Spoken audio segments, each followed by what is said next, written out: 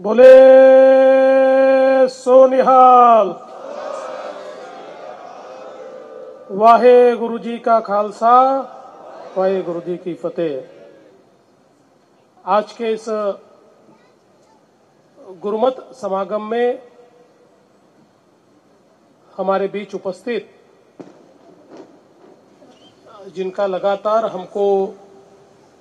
मार्गदर्शन मिलता है, ऐसे दमदमी टकसाल के प्रमुख संत श्री बाबा हरनाम सिंह खालसा जी, मंत्रिमंडल में हमारे सहयोगी श्री गणेश नाइक जी, मंदाताई म्हात्रे, प्रशांत जी ठाकुर, संजीव जी नाइक, मंच पर उपस्थित बलकियत सिंह जी बल, जसपाल सिंह जी सिद्धू, चरणदीप सिंह जी, हमारे मित्र हैप्पी सिंह जी, सरबजीत सिंह, कुलदीप सिंह सूरी, सरबजीत सिंह सिंधु, उसके साथ मंच पर उपस्थित मंजीत सिंह रणधावा, किशन जी राठौड़, वरिंदर सिंह बावा, रामचंद्र जी घरत, जयवंत जी सुतार, रामेश्वर जी नाइक, मंच पर उपस्थित नई मुंबई के गुरुद्वारा कमेटी के सभी प्रेसिडेंट और इस संगत में उपस्थित सभी बहनों और भाइयों, मैं अपने आप को बहुत सौभाग्यशाली समझता हूं कि आज गुरुजी का आशीर्वाद लेने के लिए इस गुरुमत समागम में मैं उपस्थित रह पाया। और हम सभी लोग गुरुजी का आशीर्वाद यहाँ पर लेते हैं और गुरु ग्रंथ साहिब के माध्यम से जो विचार हम तक पहुँचते हैं, मैं ऐसा मानता हूं कि केवल सिखों के कल्याण का विचार नहीं, तो तमाम मानव जाति के कल्याण का विचार ये हमें हमारे गुरुजी के माध्यम से यहां पर मिलता है।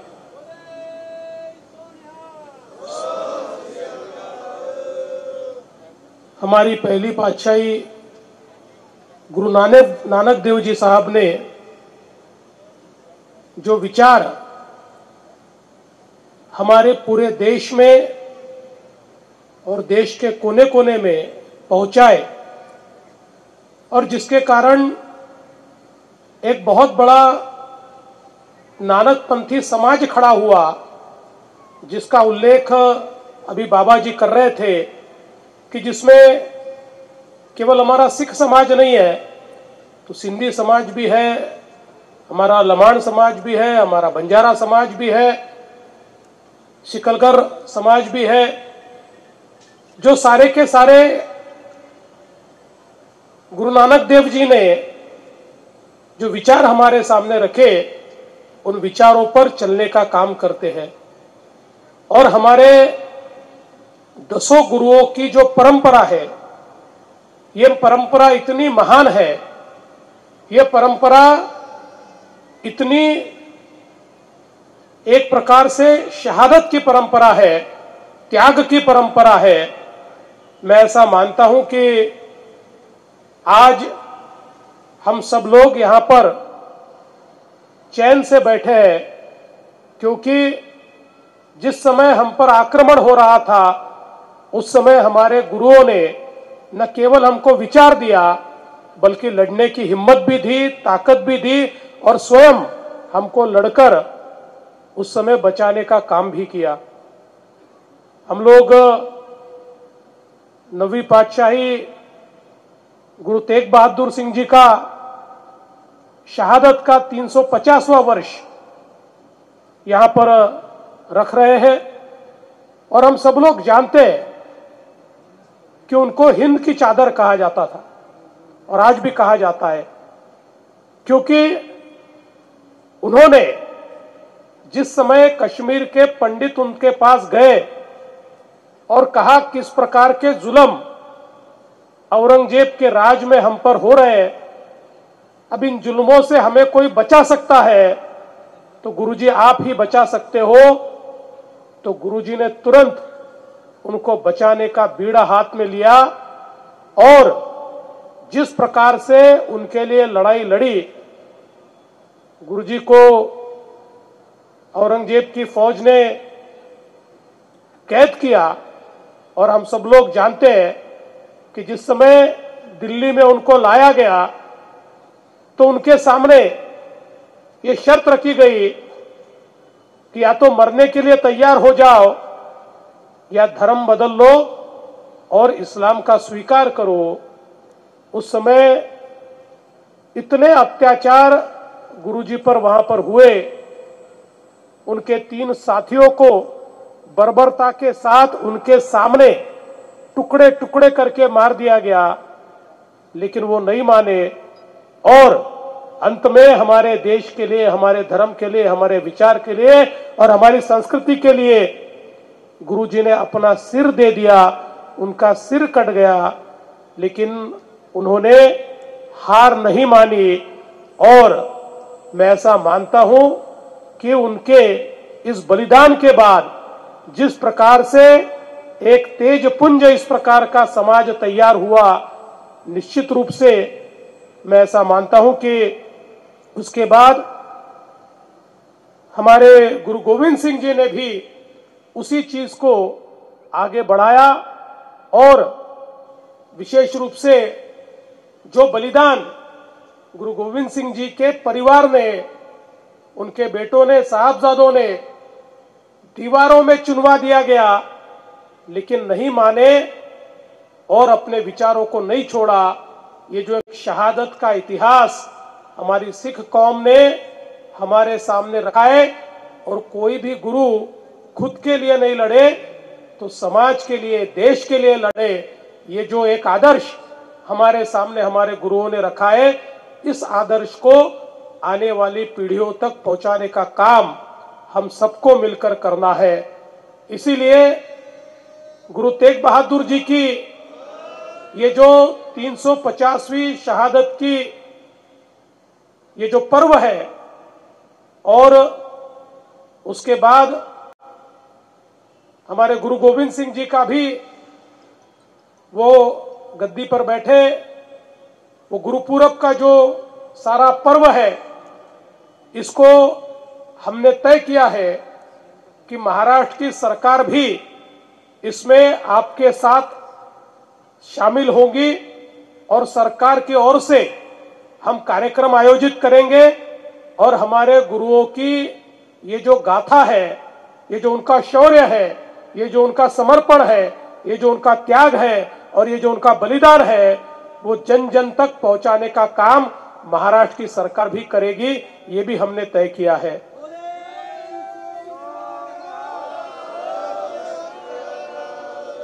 हम जानते हैं कि हमारे गुरुजी गुरु तेग बहादुर जी ये, या उसके बाद गुरु गोविंद सिंह जी भी, ये केवल लड़ने वाले सेनानी नहीं थे, बहुत बड़े मनीषी थे। कितने ही उन्होंने अलग अलग प्रकार के नाटक लिखे, किताबें लिखी, अलग अलग प्रकार से जो रस है उनको लिखा। हमारे गुरु ग्रंथ साहिब में हम उसको पढ़ सकते हैं। ये सारे जो उनके विचार हैं, ये विचार आने वाली पीढ़ियों तक पहुंचाने का काम हम सब लोगों को मिलकर करना है। और मैं ऐसा मानता हूं कि जो हमारी पंजाबी साहित्य अकादमी, जिसकी हमने फिर से पुनर्रचना की है, इस बात को वो आगे ले जाएगी और निश्चित रूप से सभी समाज तक ये विचार पहुंचाने का काम वो करेंगे। हमारे बाबा जी ने यहाँ पर कुछ अपेक्षाएं भी व्यक्त की है। विशेष रूप से मुझे इस बात की खुशी है कि जो 11 लोगों की हमने कमेटी तैयार की थी, वो कमेटी बहुत अच्छा काम कर रही है और उस कमेटी के कारण आज हमारे सिख समाज में और सरकार के बीच सीधा संवाद शुरू हो चुका है। हम सीधा डायलॉग करते हैं, अब बीच में किसी की आवश्यकता भी नहीं है, और जो समाज को आवश्यक है वो इस कमेटी के माध्यम से हम तक पहुंचता है और उस पर काम करने का प्रयास हम लगातार करते हैं। तो बाबा जी, आपने जो बात यहाँ पर कही है कि जो सिंधी समाज के लिए हमने निर्णय लिया, जो वहां से निर्वासित होकर आए थे और यहाँ पर कई कैंपों में रहना पड़ा, वो जगह होगी या जो प्रार्थना स्थल होंगे, इनको नियमित करने के लिए, क्योंकि इतने सालों के बाद भी उसको अतिक्रमित माना जा रहा था, हमने निर्णय किया कि उनके लिए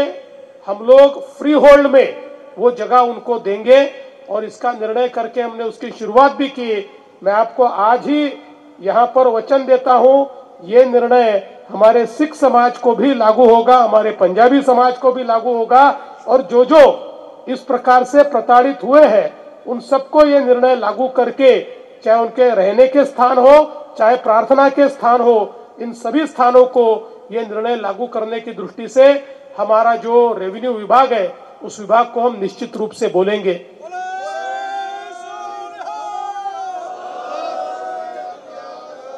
साथ में आपने ये भी अपेक्षा व्यक्त की है कि जैसे अलग अलग प्रकार से दूसरे धर्मों के भी जो अलग अलग शिक्षा के केंद्र हैं, उनको सरकार की ओर से विशेष रूप से मदरसों को जिस प्रकार से मदद मिलती है, उसी प्रकार से हमारी जो धर्मशालाएं इस प्रकार से शिक्षा का काम करती है उसको भी मदद मिले। मैं आपको आश्वस्त करना चाहता हूं कि उसकी एक स्कीम हम तैयार करेंगे और इस प्रकार से शिक्षा के क्षेत्र में हमारे जो लोग काम कर रहे हैं उनको सरकार की ओर से निश्चित रूप से हम मदद देंगे, ताकि हमारी आने वाली पीढ़ियों तक हमारे विचार पहुंचे, हमारी भाषा पहुंचे और साथ साथ हमारे गुरुओं ने दिया हुआ ज्ञान भी पहुंचे। इसके लिए निश्चित रूप से सरकार की ओर से पूरी कार्रवाई की जाएगी। मैं आज के इस मौके पर बाबा जी को इतना ही कहना चाहता हूं कि आपने, वैसे तो हमारा सिख समाज के साथ बहुत पुराना रिश्ता है। मैं हमेशा बताता हूं कि मैं जब बहुत छोटा था उस समय एक नाटिका में साहेबजादा जोरावर सिंह का काम मैंने किया था और मेरे भाई ने साहेबजादा फतेह सिंह का काम किया था, और उस समय वो दीवारों में चुनने वाला जो सीन है उस सीन को हमने किया था। और बचपन से हम लोग हमारे सिख गुरुओं की कहानियां पढ़ते हुए बड़े हुए हैं, तो ये रिश्ता तो बहुत पुराना है। लेकिन बाबा जी आपने इस रिश्ते को नए तरीके से यहाँ पर जो प्रस्थापित किया है, इसलिए मैं आपका बहुत बहुत आभार व्यक्त करता हूं। और ये रिश्ता अब ऐसा ही आगे बढ़ेगा। और साथ साथ आपने केवल यहाँ तक इसको सीमित नहीं रखा, तो हमारे सिख गुरुओं के इतिहास में जो नानक पंथी अलग अलग लोग हैं, जिनका लखीशा बंजारा होंगे, हमारे लबाना समाज के लोग होंगे, इन सबको एकत्रित लाकर और एक बड़ा जो हमारा एक परिवार है वो तैयार करने का काम जो आप कर रहे हैं, निश्चित रूप से उस काम में हम पूरी तरीके से आपके साथ में रहेंगे। वैसे भी एक प्रकार से हमारे एम्बेसडर के रूप में हमारे रामेश्वर नाइक जी आपकी सेवा में हमेशा रहते ही है और आपकी चीजों को पहुंचाने का प्रयास करते हैं। लेकिन हम सारे लोग, चाहे हमारे गणेश नाइक जी हो, चाहे हमारे प्रशांत ठाकुर जी हो, मंदाताई हो, हम सब लोग मिलकर निश्चित रूप से इस कार्य को आगे बढ़ाने का प्रयास करेंगे। आपने यहाँ पर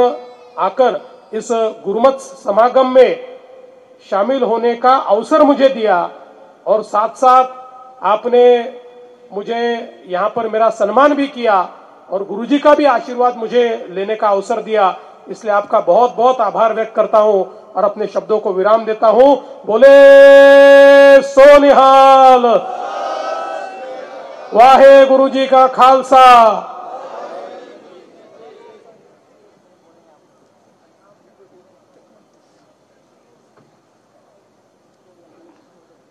सत संगत जी,